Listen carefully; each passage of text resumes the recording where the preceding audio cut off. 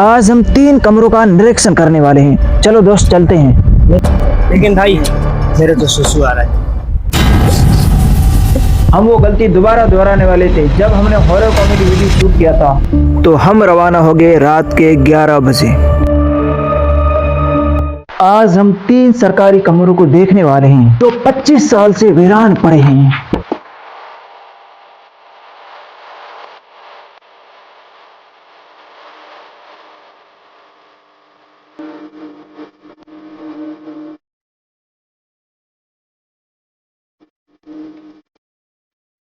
जिनके कुछ इस तरह के हाल है।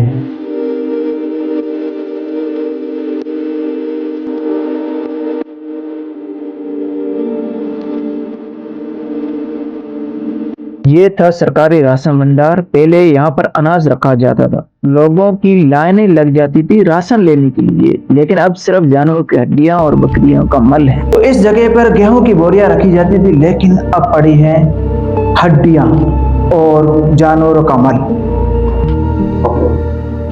इन हड्डियों को देखकर आपके दिमाग में एक तो सवाल जरूर उठ रहा होगा, इस कमरे में इतनी सारी हड्डियां कहां से आई। मेरे भी दिमाग में सवाल उठ रहा है कि आखिर इतनी सारी हड्डियां इस कमरे में कहां से आई, क्या कर रही है, कोई जादू टोना तो नहीं। उस वक्त हमें और भी डर लगने लगा था, क्योंकि हमारे एक दोस्त ने हड्डियों के साथ छेड़छाड़ की थी। लेकिन मैंने अपने मन को दिलासा दिलाया कि कुछ नहीं भाई, इस कमरे में कोई जानवर या फिर कुत्ते लेकर आए होंगे। इन मकड़ियों की दहलीज से आप अंदाजा लगा सकते हैं ये कितना पुराना है।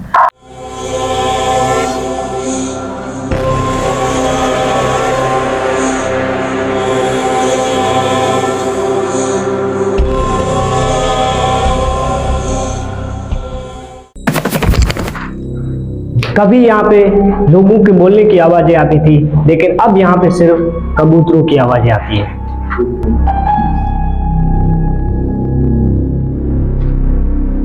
पहला कमरा हमने देख लिया है, असली कहानी अभी बाकी है। अब हम जा रहे हैं दूसरे कमरे की तरफ।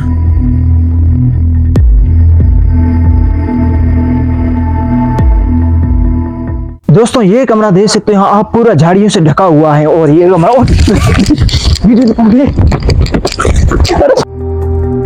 लेकिन एक मिनट, जब हम वीडियो शूट कर रहे थे तो हमें नेगेटिव एनर्जी महसूस हुई, जिसके कारण इस कमरे का शूट बीच में ही छोड़ना पड़ा। यही नेगेटिव एनर्जी उस वक्त हमारे दोस्त को महसूस हुई थी जब हम हॉरर कॉमेडी वीडियो शूट कर रहे थे। ये तो कुछ भी नहीं है, आगे आप देखोगे क्या कारण था जिसके कारण बस वालों को अपना रूम अपना घर छोड़ना पड़ा, जिसके बाद कोई नहीं बस पाया। मैंने अपनी दोस्तों की सलाह पर इस रूम का शूट बीच में ही छोड़ दिया, लेकिन दिन को शूट के लिए हम वापस आए। कोई एक लोकल बंदा मिला, हमने सवाल किए। इस जगह पर हमने पहले एक हॉरर कॉमेडी वीडियो भी शूट किया था, तब हमारे एक दोस्त की तबीयत खराब हुई थी, जिसके कारण बीच में छोड़ना पड़ा। रात को भी हम आए थे, जिसके कारण हमारे दोस्तों को अजीब महसूस हुआ। ऐसा क्या कारण, इसमें जगह में ऐसा क्या है आपके अनुसार? क्योंकि भाई ये बहुत पुराने खंडर है, क्योंकि यहाँ पर जिन्नातों का कब्जा रहता है और रात में यहाँ पर आना भी नहीं चाहिए, और ये बहुत पुराने हैं, इसलिए रात को 11-12 बजे के बाद में यहाँ पर आना नहीं चाहिए, क्योंकि ये सुनसान जगह है, यहाँ पर अजीब सी हरकतें होती हैं। कुछ लोग मानते हैं कि सुनसान जगहों पर जिन्नातों का असर होता है, वहीं कुछ लोग कहते हैं कि ऐसी जगहों पर आत्माओं का निवास होता है। आखिर सच्चाई क्या है ये कहना मुश्किल है, लेकिन इतना जरूर है कि ऐसी जगह हमें सोचने पर मजबूर कर देती है।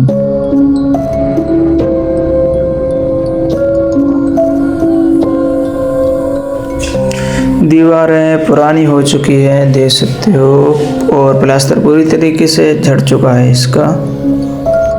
खिड़कियां पुरानी हो चुकी है, जंग लग चुकी है, और जालों ने, मकड़ियों के जालों ने घेर लिया है, इसको बांध रखा है, जैसे कि ओपन ही नहीं हो रही है ये तो।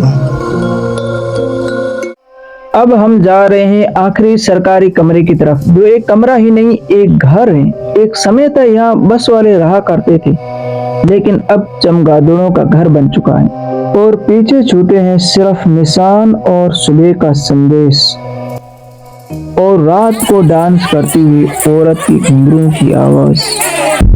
दोस्तों ये कमरा है, यहाँ पर बस वाले रहा करते थे, ये सरकारी एक कमरा है।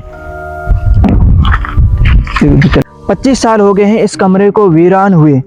यहाँ पर बस वाले रहा करते थे, लेकिन अब नहीं रहते हैं, ये खंडर पड़ा है। अब हम इसके अंदर जाने वाले हैं, आपको दिखाने वाले हैं इसके अंदर क्या है। भाई इन खिड़कियों को देखकर आप सोच सकते हो ये कितनी पुरानी हो चुकी है और टूट चुकी है। हम इसके अंदर जाने वाले थे, लेकिन हमारी भाई फट रही है बहुत, सच में यार। माइक भी अंदर गिर गया था और ये दूसरा माइक अभी यूज कर रहे हैं। एक अंदर हमारा माइक अंदर गिर गया भाई। अंदर जाने वाले थे, माइक गिर गया। फिर हमारे दोस्त ने कहा भाई अंदर नहीं जा सकते, कुछ हो सकता है भाई।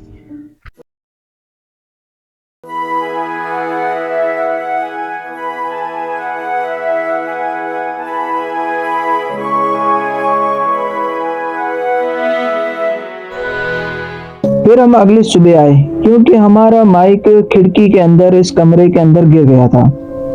रात को जहां मिक गिरा था वहीं पर पड़ा था। नीचे का फर्श पूरी तरीके से टूट चुका है। और ये क्या अखबार, एक अखबार भी है अलमारी में, ताक में।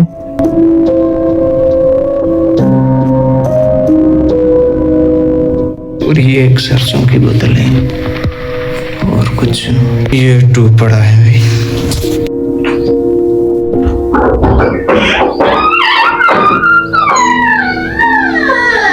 मैं आपको कह रहा था कि सरकारी कमरे को देखने जा रहे हो, लेकिन भाई ये तो घर है भाई, घर एक पूरा। भाई पानी की व्यवस्था करी हुई है, सामने ये टांकली दिख रही है पानी की। और ये कमरा भाई, ये छोटा सा कमरा, दरवाजा नहीं है भाई, सामान रखने होगा भाई छोटा सा। इस कमरे का तो दरवाजा ही नहीं है, ये चौखट भी टूट चुकी है, दरवाजा नीचे पड़ा है और पक्षियों के भाई पंख और बहुत सारे पत्थर पड़े हैं भाई। ये सामान रखने का ही कमरा है, शायद छोटा सा ही कमरा है, पत्थर पड़े हैं बहुत सारे। ये कैसी जगह है, चमगादड़ भी जीवित नहीं रह सके।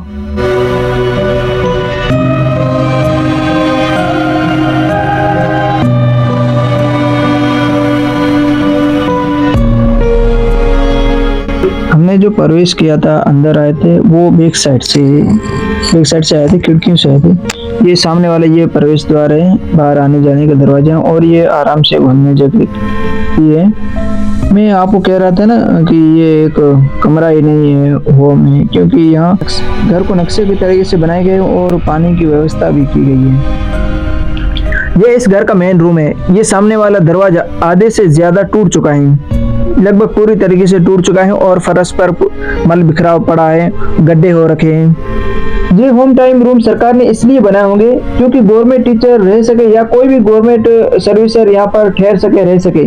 लेकिन बस वालों के जाने के बाद ना ही कोई आया और इनकी ना ही कोई मरम्मत हुई।